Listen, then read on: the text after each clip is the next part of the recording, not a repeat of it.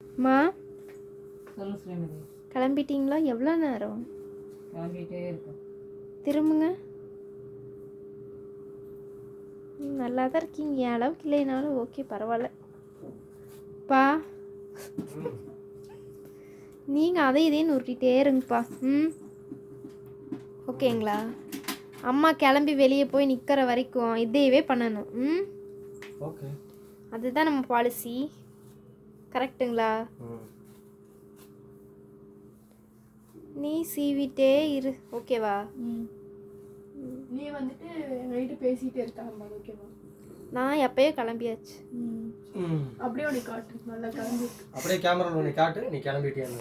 கிளம்பிட்டேங்கப்பா. இவரும் இங்கே மட்டும் ஸ்ட்ரைட்டாக இருக்கு, இங்கே அப்படியே காரியம்.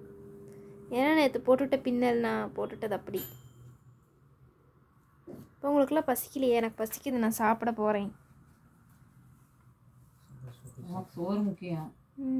உங்களுக்கு சுத்துறது முக்கியம், அப்பாவுக்கு வேலை முக்கியம் வீட்டில். எனக்கு வயிறெல்லாம் பசிக்குதுங்கம்மா. வயிறுன்னு இருந்தால் பசிக்கத்தான் சாமி செய்யும். எங்களுக்கெல்லாம் அப்பா வெளியே வாங்கி தரது. நான் வெளியும் சாப்பிடுவேன், அது போக நான் வீட்லேயும் சாப்பிடுவேன்னு சொல்கிறேன். இல்லை இல்லை, கொஞ்சம் வயிறு வலிக்கிற மாதிரி இருக்குது, அதனால வீட்டில் சாப்பிட்றேன். வயிறு வலிக்கிற மாதிரி இருக்கு. வலிக்கலிங்கப்பா, பசிக்குது, பசிக்கு பறக்குது வயிறு. வயிறு வலிக்கிற மாதிரி இருக்கு. வயிறு வலிக்குதுன்னு சொன்னோம்னா அப்புறம் கடையில் வாங்கி தர மாட்டேன்னு சொல்லிடுவோம் இல்லைங்க. வயிறு வந்துட்டு பசிக்கு பறக்குது. எங்கே பறக்குது? ஆகாசத்தில் பறக்குது. அப்படியே பறக்கிற மாதிரியே இருக்கும் இப்போ எனக்கு.